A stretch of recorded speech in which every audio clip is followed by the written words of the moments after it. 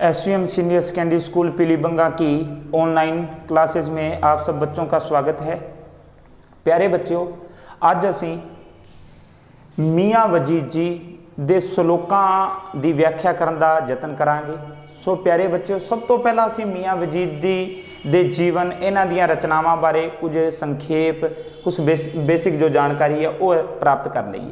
ਸੋ ਪਿਆਰੇ ਬੱਚਿਓ, ਜੋ ਮੀਆਂ ਵਜੀਦ ਜੀ ਹਨ, ਇਹ ਇਹਨਾਂ ਦਾ ਜੋ ਜਨਮ ਹੈ ਉਹ खैर इन्हों के जन्म, इन्हों के जीवन काल बारे मतभेद मिलता है विद्वानों में, पर फिर भी जो डॉक्टर मोहन सिंह दीवाना अनुसार जो इन्हों का जीवन काल है वो 1550 तो लैके 1660 ईस्वी तक का मनते हैं।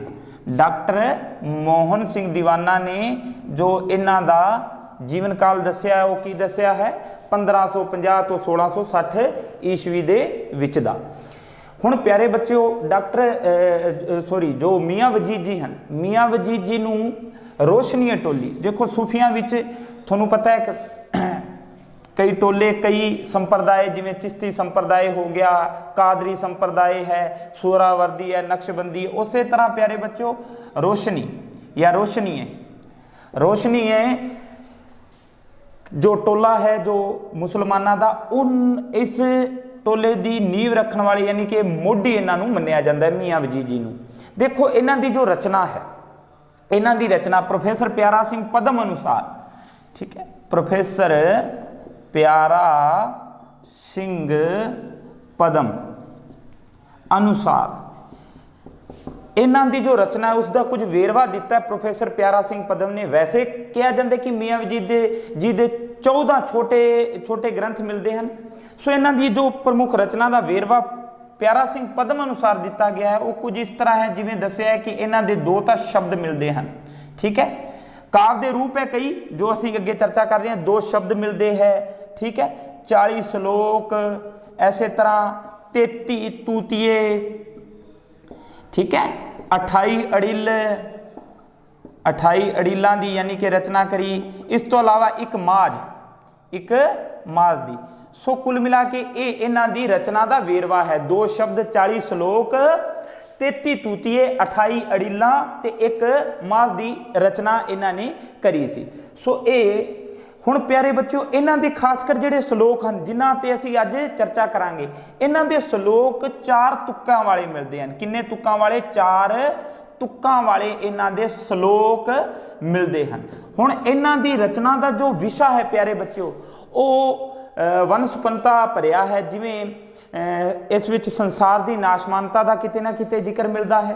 इस तो अलावा नेक अमलों ते जोर देने की गल आई है, तो सब तो ज़्यादा जो परमात्मा की रजा दसी है कि परमात्मा जो करता है उसनों कोई ये नहीं कह सकता कि परमात्मा ऐ ना करके सगों कुछ होर करे, यानी कि परमात्मा दा जो कर रहा है वो अटल है, उसनों कोई रोक नहीं सकता। सो परमात्मा की रजा बारे दसिया है।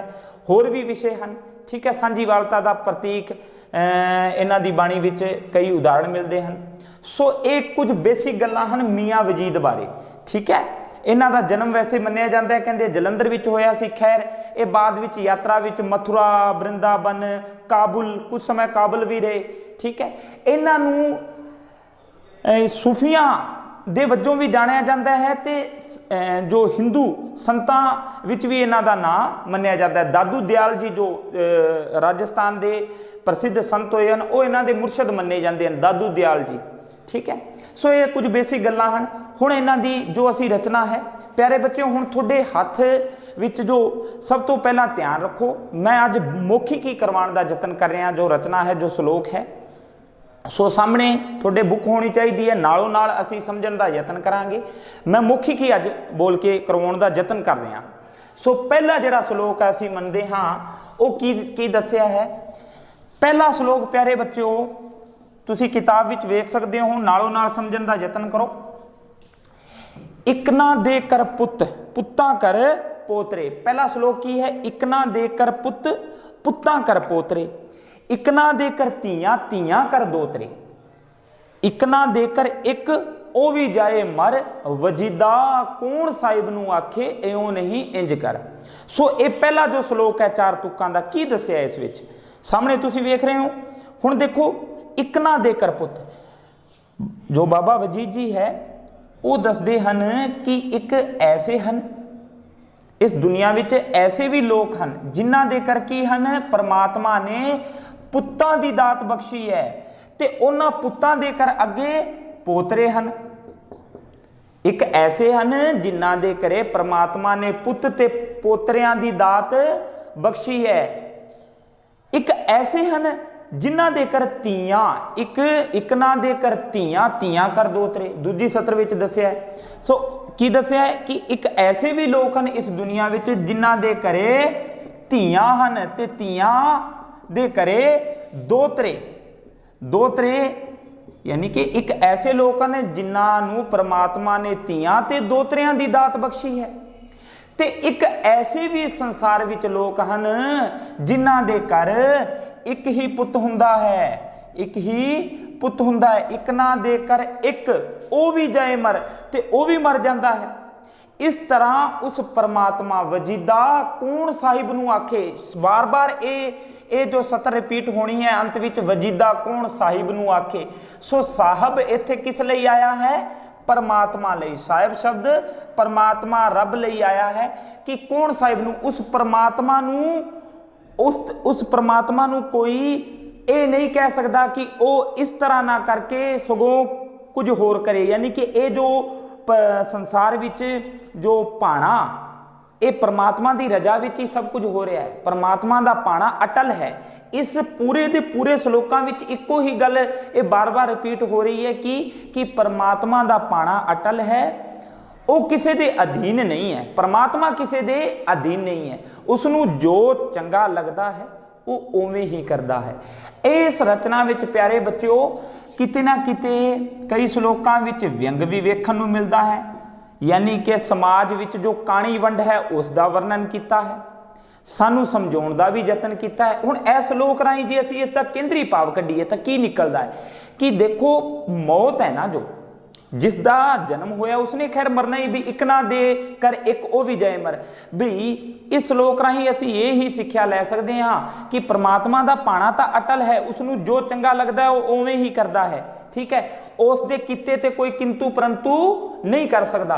ਪਰ ਹਾਂ, ਇਹੀ ਦੱਸਿਆ ਕਿਤੇ ਨਾ ਕਿਤੇ ਵੀ ਜਿਸ ਦਾ ਜਨਮ ਹੋਇਆ ਆਖਰ ਉਸਨੇ ਮਰਨਾ ਵੀ ਹੈ। ਸੋ ਇੱਕ ਨਾ ਦੇ ਕਰ ਇੱਕ ਉਹ ਵੀ ਜਾਏ ਮਰ, ਵਜੀਦਾ ਕੌਣ ਸਾਹਿਬ ਨੂੰ ਆਖੇ ਉਹ ਨਹੀਂ ਇੰਜ ਕਰ। ਇਸ ਤਰ੍ਹਾਂ ਇਹ ਪਹਿਲਾ ਸ਼ਲੋਕ ਹੈ ਪਿਆਰੇ ਬੱਚੋ। ਦੂਜਾ ਸ਼ਲੋਕ ਅਸੀਂ ਹੁਣ ਵੇਖਦੇ ਹਾਂ। ਦੂਜੇ ਸ਼ਲੋਕ ਵਿੱਚ ਕੀ ਆਇਆ ਹੈ, ਉਤਪਤ ਸਭ ਸੰਸਾਰ ਸੱਚੇ ਰੱਬ ਦੀ। ਦੂਜਾ ਸ਼ਲੋਕ ਵੇਖੋ ਤੁਸੀਂ ਆਪਣੀ ਪਾਠ ਪੁਸਤਕ ਵਿੱਚ ਕੀ ਦਿੱਤਾ, ਉਤਪਤ ਸਭ ਸੰਸਾਰ ਸੱਚੇ ਰੱਬ ਦੀ, ਇੱਕ ਸਾਹਿਬ ਨੇ ਰਚੀ ਰੂਹ ਸਭ ਦੀ। ਹੁਣ ਉਤਪਤ ਦਾ ਅਰਥ ਕੀ ਹੋਇਆ, ਉਤਪਤ ਯਾਨੀ ਕਿ ਪੈਦਾ, ਉਤਪਤ ਇਹ ਸਾਰੇ ਸੰਸਾਰ ਨੂੰ ਪੈਦਾ ਕਰਨ ਵਾਲਾ, ਇਸ ਦੀ ਉਤਪਤੀ ਕਰਨ ਵਾਲਾ ਕੌਣ ਹੈ, ਉਹ ਪਰਮਾਤਮਾ ਹੀ ਹੈ। ਇਸ ਸਾਰੇ ਸੰਸਾਰ ਦੀ ਉਤਪਤੀ, ਇਸ ਸਾਰੇ ਸੰਸਾਰ ਨੂੰ ਪੈਦਾ ਕਰਨ ਵਾਲਾ ਕੌਣ ਹੈ, ਪਰਮਾਤਮਾ ਹੈ। ਉਤਪਤ ਸਭ ਸੰਸਾਰ ਸੱਚੇ ਰੱਬ ਦੀ, ਉਹ ਸੱਚਾ ਪਰਮਾਤਮਾ ਸਾਰੇ ਸੰਸਾਰ ਨੂੰ ਪੈਦਾ ਉਸਨੇ ਕੀਤਾ ਹੈ। ਫਿਰ ਇੱਕ ਸਾਹਿਬ ਨੇ ਰੂਹ ਰਚੀ ਸਭ ਦੀ, ਉਹ ਪਰਮਾਤਮਾ ਨੇ ਹੀ ਇਹ ਸਾਰੇ ਸੰਸਾਰ ਦੇ ਜੀਵਾਂ ਅੰਦਰ ਆਤਮਾ ਭਰੀ ਹੈ। रूह आत्मा, वो परमात्मा ही सब जियां अंदर यानी कि जान पाउण वाला, आत्मा रूह पाउण वाला है, वो परमात्मा ही सब जीवां नूं यानी कि जन्म दे के इस संसार विच कलदा है। हुण किस रूप विच कलदा है देखो, इस अगे दस्सिया है। एक साहिब ने रची रूह सब दी, इक ना राह शरीयत। हुण ये तीजी सत्र देखो, इक ना राह शरीयत, इक ना राह शरीयत ते इक ना राम हर, इक ना राम हर, ये आया भी इस संसार विच। फिर लोग जो जन्म लेंदे हन, एक ऐसे हुंदे हन जो मुसलमान, शरीयत दा अर्थ हुंदा है इस्लाम धर्म दे कानून अनुसार शरा विच रहना। ठीक है, इस्लाम दे जो कानून है, जो नियम है, उन्हां नूं मनना। ठीक है, अपने यानी कि धर्म विच पक्के रहना किते ने। शरीयत मुसलमान शरह की गल आई है, ठीक है, मुसलमाना के जो धार्मिक नियम हैं उन्हां दी गल आई है कि एक ना राह शरीयत, एक ऐसे लोग हैं जिन्हां ने इस्लाम धर्म के अनुसार शरीयत शरह के नियमां विच रह के जीवन बिता रहे हैं, यानी कि वो अल्लाह की नमाज भगती करते हैं। तो एक ऐसे हैं जिन्हां ने हिंदुआं दे घरे जन्म ले लिया है, तो उन्होंने की है राम हरि दा वो भजन गाउंदे हैं। सो अंत विच फिर वही कौन साहिब नूं आखे भी परमात्मा जो करता है वो उसकी मर्जी है, उसनूं कोई रोक नहीं सकता, उसका पाना अटल है, उस परमात्मा की सब कुछ रजा विच ही हो रहा है। ये भी रजा ही है कि देखो वैसे इत्थे इस शब्द का जो केंद्री भाव कढ़िया जे तो यही होया कि परमात्मा ने परमात्मा ने ही तो हिंदुआं नूं इस संसार विच कल्लिया है, ਉਹੀ मुसलमाना इत्थे आके असी ही अपने धर्म वंड लए हैं, असी ही किते ना किते अपने आप विच वितकरा पा लिया है। सानू जन्म देण वाला तो वो परमात्मा माँ प्यो साडा वो आप वो तो इक्को ही है, सब जीवां नू पैदा करने वाला परमात्मा तो इक्को है। पर हाँ असी इस संसार विच आके वक्खो वखरे धर्म ते अपने वितकरे नवें ही पाल लए हैं, लेकिन वो उसकी ये सब कुछ रजा विच ही चल रहा है कि कोई मुसलमान के घरे पैदा होंदा है तो कोई हिंदू के घरे पैदा होंदा है, कोई शरह के नियमानुसार जीवन बिता रहा है तो कोई राम हरि नूं बंदगी उसकी भजन उसकी पूजा पाठ करके अपना जीवन जी रहा है। सो ये दूजा श्लोक है। हुण प्यारे बच्चों अगे असी चलते हाँ तीजा जो श्लोक है। तीजा श्लोक प्यारे बच्चों रावण बारे आया है कि रावण वड्डा हंकारी लंका जित कर। देखो रावण वड्डा हंकारी लंका जित कर, कोट 33 देव बंदी जित दर, दितोस खाक रुलाए एक से पल पर वजीदा कौन साहिब नूं आखे इयों नहीं इंज कर। हुण प्यारे बच्चों इत्थों तक जे समझिए इस श्लोक विच की बाबा वजीद जी की आखदे हैं। देखो रावण बारे तुसीं जानते हो कि रावण बड़ा हंकारी सी, ठीक है, उसनूं कमंड गरूर सी, अपनी शक्ति का बहुत वड्डा बलशाली शक्तिशाली सी, खैर बहुत वड्डा ज्ञानी भी मनते हाँ असीं।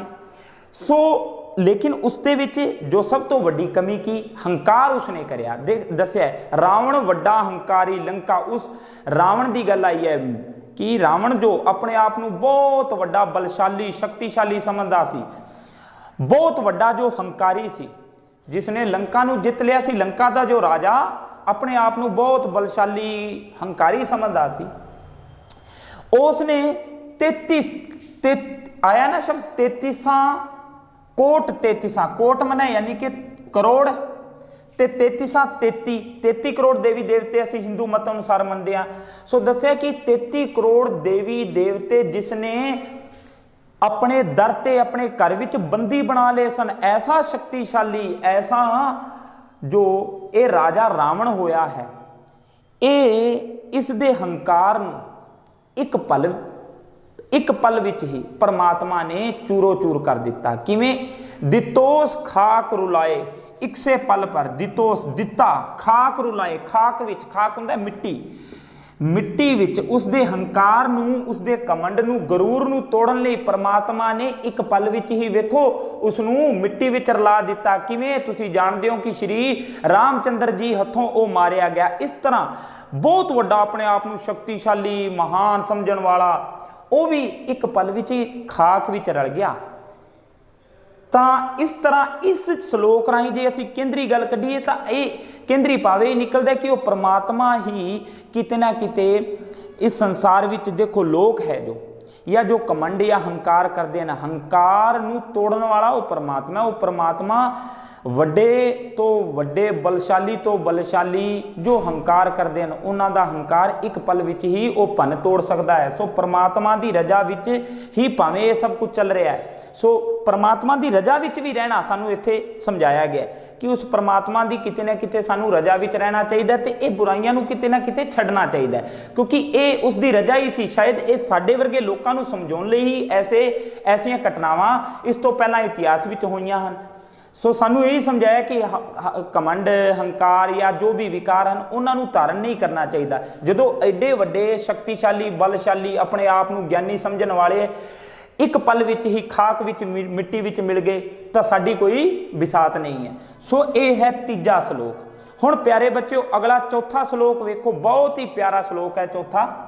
असीं देखते हाँ चौथे श्लोक विच प्यारे बच्चों गल आई है, गौआं देंदा घा मलिंदा कुत्तियां। गौआं देंदा घा भी गौआं जो गौआं की गल आई है, गावां दी गां वर्गे पशु जो सानू की देंदे हैं, दुध देंदे हैं। दुध देण वाले जो साडे लई किते ना किते साडे जीवन विच उपयोगी हैं। गौआं देंदा घा, उन्हां नूं तां की देंदा है परमात्मा, घा देंदा है, घा, ठीक है। मलिंदा कुत्तियां, गौआं देंदा घा मलिंदा कुत्तियां, ये शब्द दे ये कुछ शब्द अर्थ तुहानूं याद रहने चाहिए हैं। मलिंदा, मलिंदा कहा जाता है वह चूरी नूं, चूरी, ठीक है। देखो मियाँ वजीद जी दे श्लोकां विच इन्हां दीयां रचनावां विच हिंदू इतिहास मिथिहास ते असीं कह सकते हाँ किते ना किते जो मुसलमानी भाषा इस्लामी भाषा की शब्दावली वेखण नूं मिलती है। सो मलिंदा ऐसे प्रकार के कुछ शब्द जिमें मलिंदा का अर्थ चूरी है। बई गौआं देंदा घा मलिंदा कुत्तियां, जागदियां दी खो देंदा सुत्तियां। भी वो परमात्मा दी वेखो पाना कैसा अटल है, उसनूं जो पाउंदा है वो उवें ही करदा है। वो वेखो जेड़े सानू दुध देंदे हन गावां वर्गियां नूं तां वो की दे रहा, घा दे रहा है। ते मलिंदा कुत्तियां, ते कुत्तियां नूं की मिल रही है, चूरी मिल रही है, ठीक है। इत्थे टिक्का टिप्पणी मैं करना नहीं चाहता, हुण कुत्तियां बारे तुसीं जाणदे ही हो, समाज विच असीं वेखदे हां। इत्थे देखो ये तो प्रतीक हैं कुछ, ये गां या पशु या कुत्ते ये प्रतीक ले हैं। असल विच इत्थे चंगे माड़े की गल आई है। कई बार असीं समाज विच वेखदे हां माड़े लोकां नूं ओ समाज विच उन्हां कोल सब कुछ है ना। असीं वेख के कई बार मन विच साडे आउंदा है कि ये इस तरह किवें हो रहा है। दस्सिआ ना जिवें जागदियां दी खो देंदा सुत्तियां, जागदियां दा भाव इत्थे असीं इस तो लै सकदे हां कि एक पासे ਉਹ ਲੋਕ ਜਿਹੜੇ ਕਰਮਸ਼ੀਲ ਹਨ, ਜਿਹੜੇ ਕਰਮ ਕਰ ਰਹੇ ਹਨ, ਕਰਮਸ਼ੀਲ ਜਾਗਦਿਆਂ ਦੀ ਖੋ ਦਿੰਦਾ ਸੁੱਤਿਆਂ, ਐਸੇ ਲੋਕ ਜੋ ਕਰਮਸ਼ੀਲ ਹਨ ਉਹਨਾਂ ਤੋਂ ਖੋ ਕੇ ਪ੍ਰਮਾਤਮਾ ਕਈ ਵਾਰ ਸੁੱਤਿਆਂ ਜੋ ਕਰਮਹੀਨ ਹਨ, ਜਿਨ੍ਹਾਂ ਦੇ ਚੰਗੇ ਕਰਮ ਨਹੀਂ ਹਨ ਜਾਂ ਜੋ ਕਰਮ ਨਹੀਂ ਕਰ ਰਹੇ ਉਹਨਾਂ ਨੂੰ ਪ੍ਰਮਾਤਮਾ ਦੇ ਰਿਹਾ ਹੈ। ਜਾਗਦਿਆਂ ਦੀ ਖੋ ਦਿੰਦਾ ਸੁੱਤਿਆਂ, ਕਰਮਸ਼ੀਲ ਲੋਕਾਂ ਤੋਂ ਖੋ ਕੇ ਕਰਮਹੀਨ ਲੋਕਾਂ ਨੂੰ ਪ੍ਰਮਾਤਮਾ ਦੇਈ ਜਾ ਰਿਹਾ ਹੈ। जागदियां दी खो देंदा सुत्तियां। अगे दस्या है पूरा श्लोक दोबारा सी देखते हैं कि गौआं देंदा घा मलिंदा कुत्तियां, जागदियां दी खो देंदा सुत्तियां। फिर दस्या है अगे कि उस परमात्मा दी जो मेहर दा पानी है, उस परमात्मा दी मेहर दा पानी वो की है, वो चौहां कुंटा, चौही कुंटी पानी, चौही कुंटी पानी ताल सर बसर, ताल सर बसर, कि उस परमात्मा दी मेहर दा पानी, उस परमात्मा दी मेहर यानी कि चारां दिशावां विच व्यापी हुई हो। परमात्मा वैसे अपनी मेहर चारे पासे ही कर रहा है।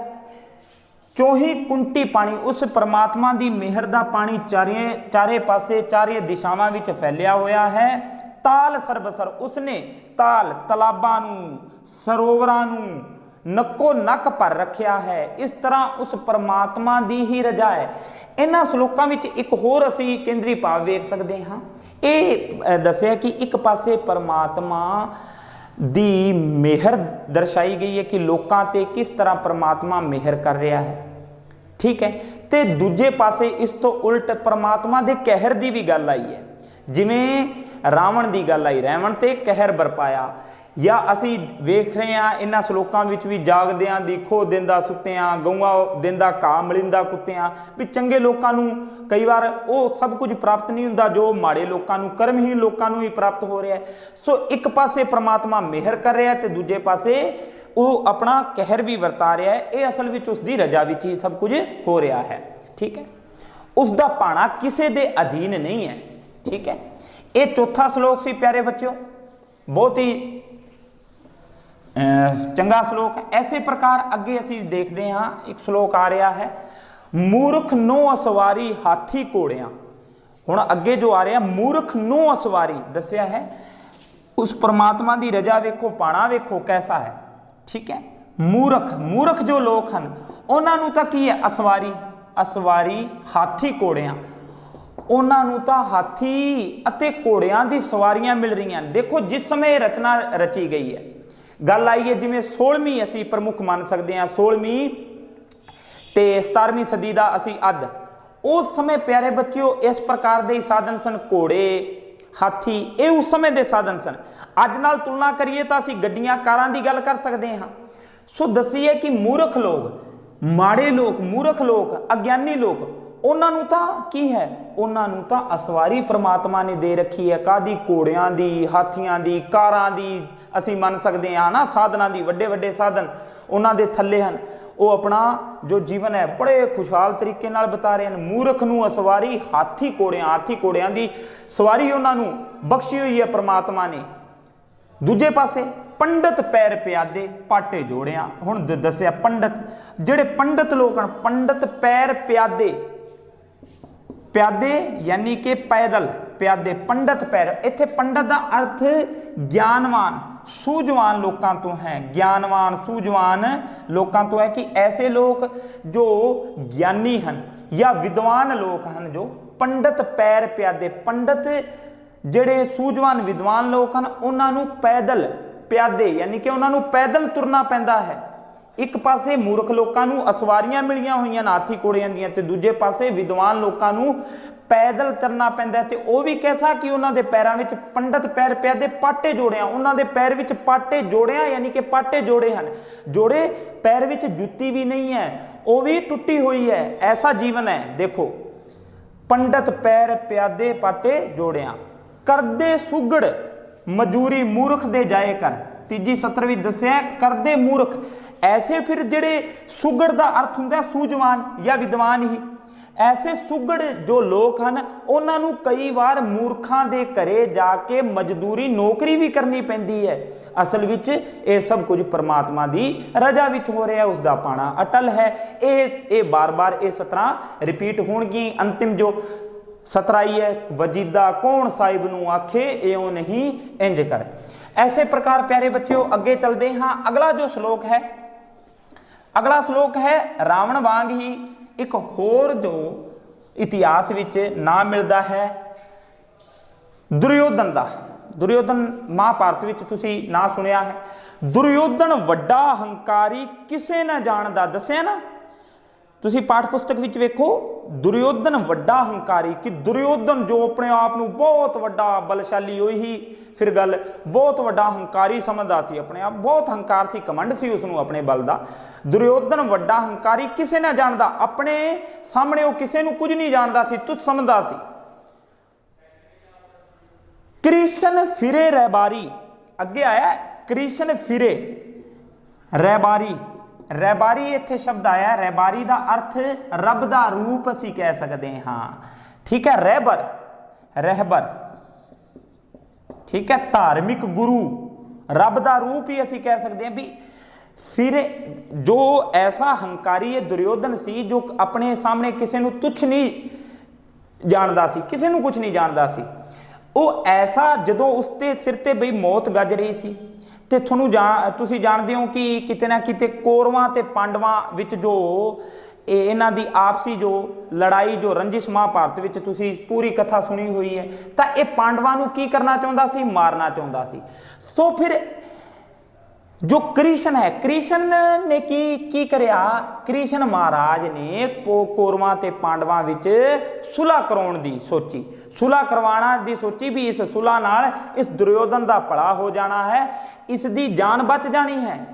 उस तो सो कृष्ण ने की करया, कृष्ण फिरे रहबारी, रहबर दा रूप धार्मिक गुरु कृष्ण फिरे रहबारी, सुलह कराइंदा, आपस विच सुलह कराउणा चाहुंदा सी। श्री कृष्ण जी ने सुलह कराण दी कोशिश करी कि आपस विच कौरवां ते पांडवां दी जो लड़ाई है, रंजिश है, ये खत्म हो जावे, पर यह संभव नहीं हो सकिया क्योंकि मौत सिर ते गज रही सी, किस दे, दुर्योधन दे। तां की होया, अगे दस्या देही गिरजन खाई एवें गई सड़, उसकी देह नूं जदों मरिया तां उसकी देह, देही हुंदा है शरीर, उसकी देही गिरजन, गिरजा ने भी उसकी देह नूं शरीर नूं नहीं खाधा, वो एवें ही सड़दी रही एवें देही गिरजन ने खाई एवें गई सड़, वजीदा कौन साहिब नूं आखे एओ नहीं इंज कर। सो इस प्रकार प्यारे बच्चों ये श्लोक हैं। अगले श्लोक की असीं गल करते हाँ। इकना महल उसारे मंडप माड़ियां, एक ऐसे लोग हैं जिन्हां ने की है महल उसारे हुए हैं, मंडप महल उसारे, इकना महल उसारे मंडप माड़ियां, एक ऐसे लोग हैं जिन्हां ने संसार विच वड्डे वड्डे महल हवेलियां कोठियां उसारियां हुई हैं, बहुत वड्डे असीं वेखदे हैं, है ना। एक ऐसे भी लोग हैं भी जो मसा मसा गुजारा करते हैं, उन्हां कोल रहन लई झुग्गी झोंपड़ियां ही हैं। इकना महल उसारे मंडप माड़ियां, एक सिर ते भार, एक सिर ते बन्नण भार उठाइन खारियां, ऐसे लोग हैं जिन्हां नूं सिर ते भार चकना पैंदा है, ऐसे लोग हैं जिन्हां ने सिर ते खारियां, खारियां होंदियां टोकरियां, टोकरियां, ऐसे लोग जिन्हां नूं अपने सिर ते भार चुकना पैंदा है, गठड़ियां चुकनियां पैंदियां, टोकरियां चुकनियां पैंदियां ते मजदूरी करके अपना जीवन जीना पैंदा। ऐसे भी लोग हैं। एक ऐसे लोग जो अमीर हैं जिन्हां ने मंडप माड़ियां हवेलियां कोठियां बंगले तैयार कर रखे हैं, उन्हां विच वो वास करते हैं, ते दूजे पासे लोग जिन्हां नूं गरीबी विच जीवन जीना पै रहा है, सिर ते भार चक के वो मसा मसा गुजारा करते हैं। सो इकना महल उसारे मंडप माड़ियां, एक सिर ते बन्नण भार उठाइन खारियां, ठीक है। ऐसे प्रकार प्यारे बच्चों अगे दस्या एक दे हेठ तुरे, एक दे हेठ तुरे आया शब्द, तुरे किस नूं कहा जाता है, घोड़े नूं। एक दे हेठ तुरे, एक फिरे दरबदर, एक ऐसे लोग जिन्हां दे हेठां घोड़े हैं, कुछ गल्लां रिपीट ही हो रही हैं। एक ऐसे लोग जिन्हां दे हेठां घोड़े हैं भाव सवारियां हैं, ते एक ऐसे जिन्हां नूं दरबदर फिरना पै रहा है, पटकना पै रहा है, दरबदर उन्हां नूं पटकना पै रहा है। सो ये सब कुछ उस परमात्मा की रजा विच ही हो रहा है।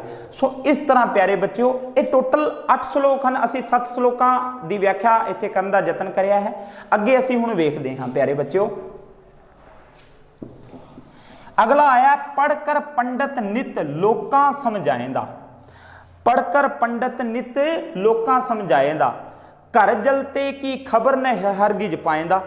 दस्या ना भी एक ऐसे इत्थे गल आई है, अंतम जो श्लोक थोड़ी पाठ पुस्तक विच है, पढ़कर पंडित, पंडित की गल आई है। पंडित यानी कि जोड़े सूझवान लोग हैं पंडित, ऐसे लोग पढ़कर पंडित लोकां, पढ़कर पंडित नित लोकां समझाएदा कि पंडित सूझवान जो लोग हैं वो नित पोथी नूं पढ़ के धर्म ग्रंथां नूं पढ़ के लोकां नूं धर्म दा राह समझा रहे हैं। समझाउंदे हैं कि नहीं? हाँ जी समझाउंदे हैं। पढ़कर पंडित नित लोकां समझाएंदा, ते दूजे पासे ओही सूझवान अपने आप नूं मन्नण वाले लोग की करदे हैं, अपने जीवन विच अमल नहीं कमाते। जो उन्होंने ज्ञान प्राप्त कराया है वो धर्म ग्रंथां विचों जो उन्होंने ज्ञान प्राप्त कराया उस ज्ञान ते वो खुद चलते नहीं हैं, यानी कि लोगों नूं तां समझाते हैं ते दूजे पासे अपना कर दस्या, कर जलते की खबर ना हरगिज पाएंदा। अपने कर जलते का भाव इत्थे कर यानी कि जीवन की गल आई है, जीवन रूपी कर उन्हां दा सड़ रहा है, ठीक है, वो अजाई बीत रहा है। जीवन विच उन्होंने अमल नूं नहीं, नेक चंगे कर्म अपने जीवन विच धारण नहीं करे हैं। सो कर जलते की खबर न हरगिज पाएंदा भाव उन्हां दा जीवन रूपी घर सड़ रहा है, इसकी उन्होंने रता भी कोई परवाह ही नहीं है, ठीक है। सो ये गल आई है, कर जलते की खबर न हरगिज पाएंदा। फिर दस्या है जो कछ पोथी कह न पंडित मान ही, कि जो पोथी कह रही है, जो पोथी भाव जो धर्म ग्रंथां विच लिखिया है उस ते ओ न पंडित मानी। जो पंडित विद्वान लोग लोकां नूं तां उपदेश दे रहे हैं, ते दूजे पासे जो पोथी धर्म ग्रंथां विच जो ज्ञान दिता गया उस ते खुद उस ते चल नहीं रहे, उस नूं मनदे नहीं हैं। सो ऐसे लोग जिन्हां दे कर्म विच फर्क है, कथनी ते करनी विच फर्क है, जिन्हां दे अमली जीवन विच फर्क है, अमल नहीं कमाउंदे, गल नूं मनदे नहीं हैं, वो फिर हमेशा की करते हैं, उन्हां दे सिर विच फिर खाक पैंदी है। बदनामी दी खाक, खाक मिट्टी पैंदी है। दसिया अंतिम सत्र की है, वजीदा पढ़न करन मैं भेद, जिहड़े लोग पढ़न ते करन यानी कि अमली जीवन विच भेद करते हैं, ठीक है, उन्हां दे फिर की है, खाक फिर छाण ही, वो फिर उन्हां दे सिर ते बदनामी रूपी खाक ही पैंदी है। सो ये हन प्यारे बच्चों सलोक मियाँ वजीद जी दे। सो इत्थों तक प्यारे बच्चों याद करो। सो धन्यवाद।